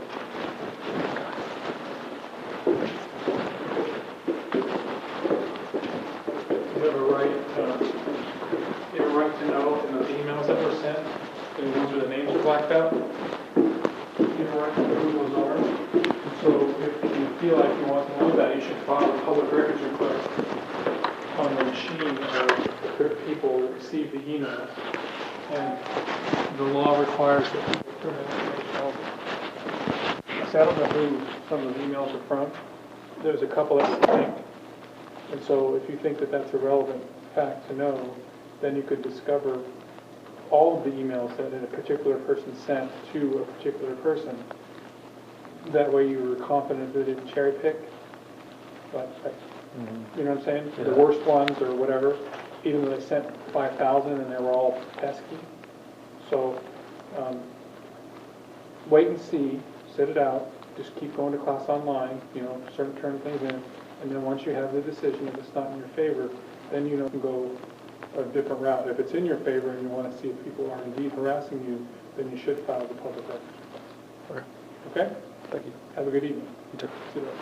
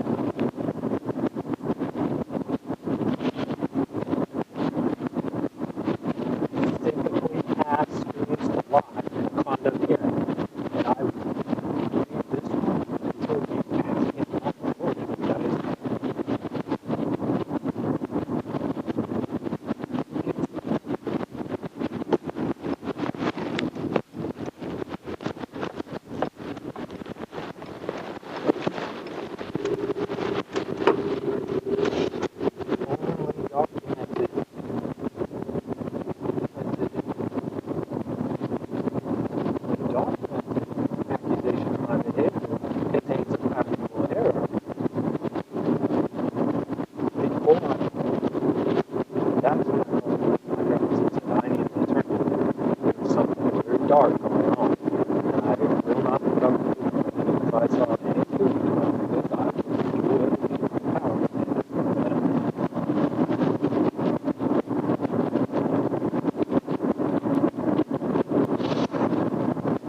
Reported specifically that he told the deans the truth, my account of the events, but could not be present. Specifically said,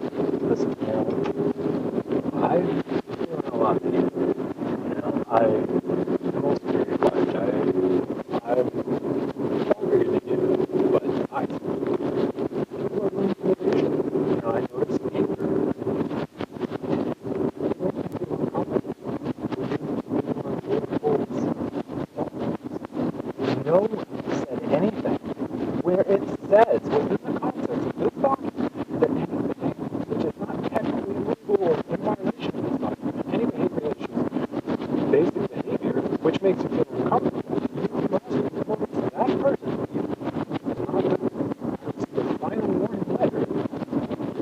So I didn't. The only thing I had heard was one meeting with my best interest, one meeting with him. And the only thing that's absolutely that is not true. And I brought to the attention that that's what he said in trouble. Those were actual evidence. And if the only government is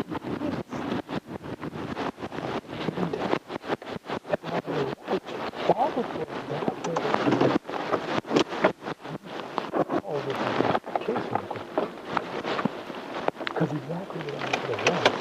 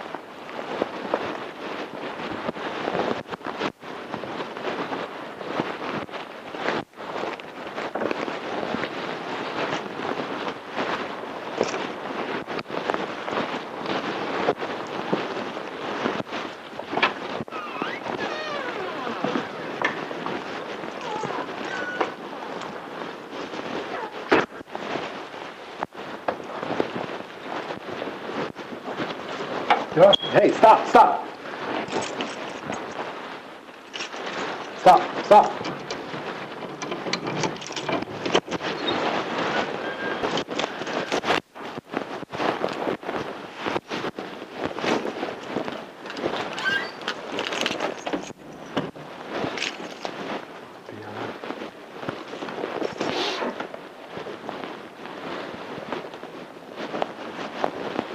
Socratic men.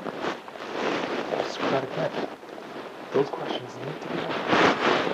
See what I'm saying? It's the Socratic men. I just wanted this.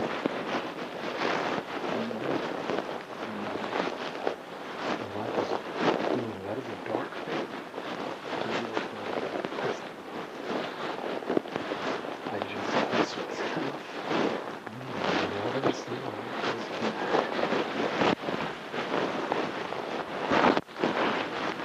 the corner of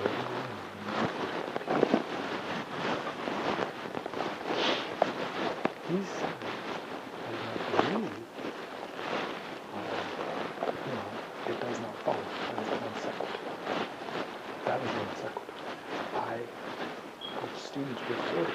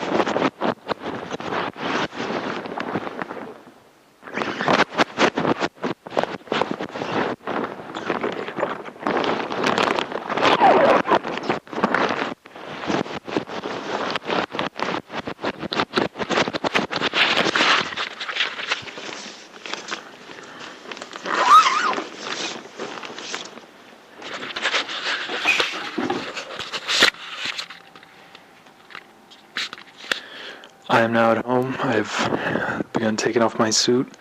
It is April 8th at 8:30. I've just finished the conduct hearing. Chris Ruthridge had advised that I be suspended. The Student Comic Board said that they will deliberate and come up with a decision by Monday. I hope that this decision does not hold true. Thank you. Bye.